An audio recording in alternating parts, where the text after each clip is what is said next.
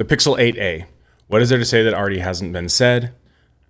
Not a lot. I can't add a lot to this conversation because the A series, a testament to the A series actually, that it's such a simple device that it doesn't need a lot of explaining. It kind of introduces itself. That lowercase a, just like in maybe a bullet point list in like an essay or a paper, implies that it is a subtext. It's something underneath the main flagship.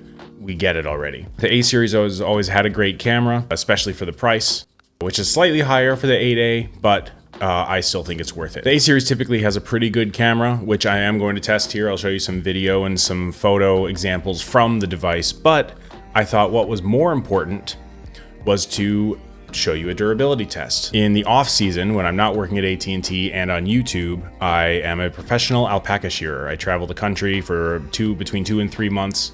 I stay in hotels every night. I go to between 3 and 5 farms a day. I drove 15,000 miles. I just shear alpacas. It's a random job, but I started doing it right out of high school, and it's something I've kind of come and gone and done here and there ever since.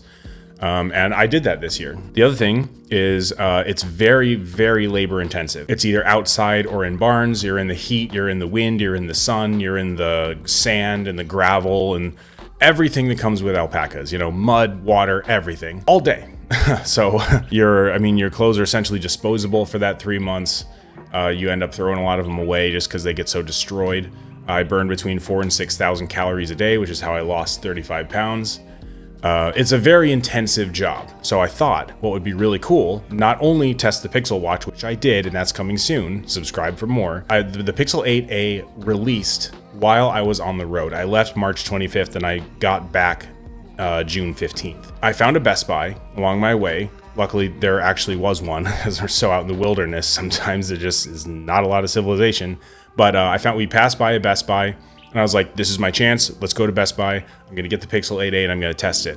Luckily, they had the blue one, like I thought, and it was open box, so it wasn't quite as expensive as I thought. So 2 wins already. I really, really liked the design and obviously the color. I loved the color of it. And the plastic on the back, as usual, felt more like glass. I actually didn't know much about it because I hadn't spent any time on the internet between March 25th and the date that it released. So it was as if I was going into it not as a tech person, as just a regular consumer, because I had no idea about it. I didn't know what it was. I didn't know if it had wireless charging. I didn't know if it was glass or plastic. I didn't know what the difference was this year. So it was kind of cool, actually. It was very refreshing. Initially, there is a little bit of a ridge between the back piece and the rail, which kind of has always been the case on the A series. It's not quite seamless, you can kind of feel, but that's not a complaint or a big deal. It's just something that I noticed.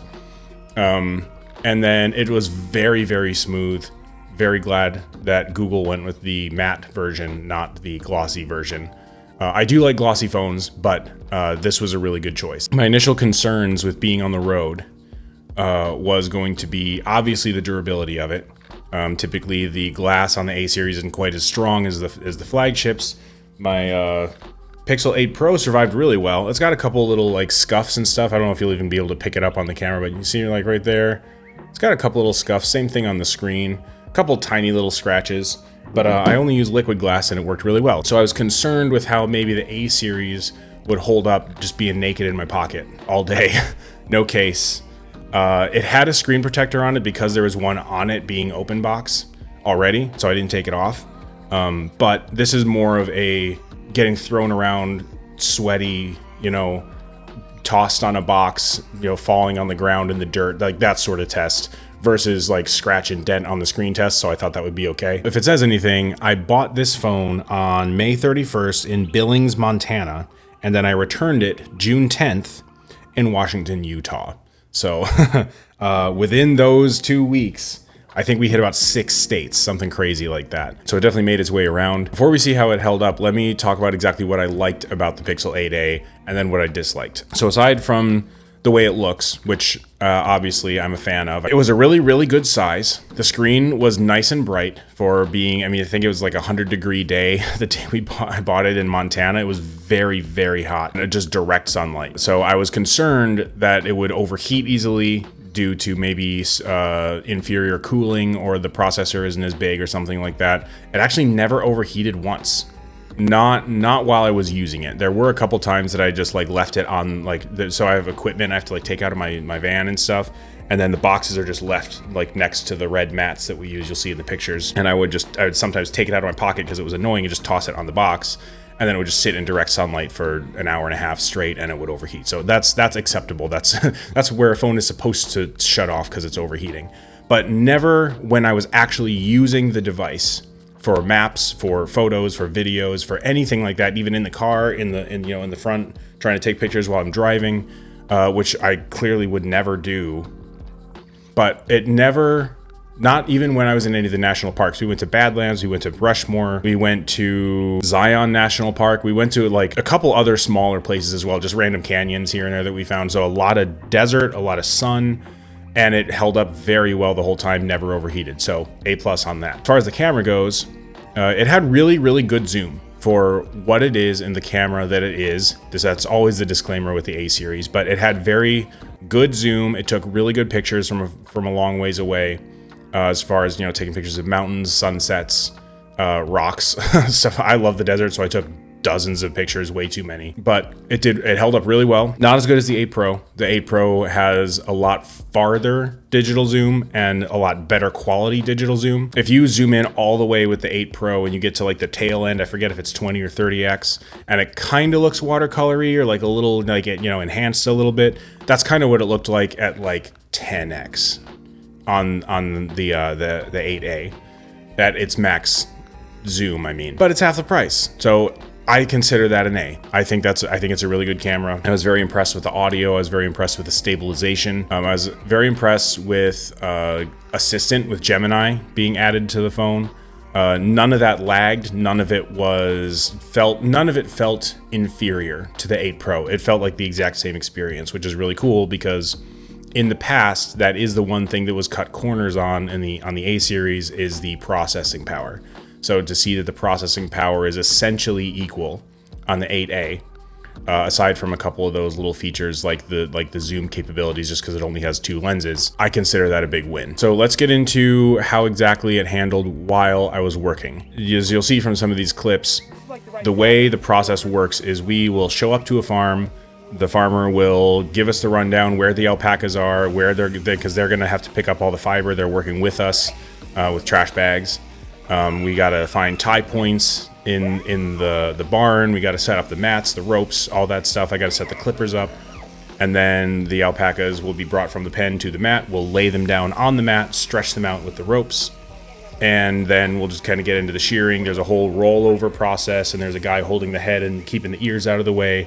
There's a lot happening all at once. But that's where a lot of the durability comes from, because it was in my pocket a lot of the times. It was being banged around. I mean, trying to take down like a 300-pound llama.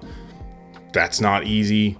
Alpacas jump, they kick, they spit, they swing their heads around. Like it's a very chaotic but controlled atmosphere. It has to be done. It's the best way to do it, but you're still working with animals. So I purchased this phone thinking I'm going to test the durability on this.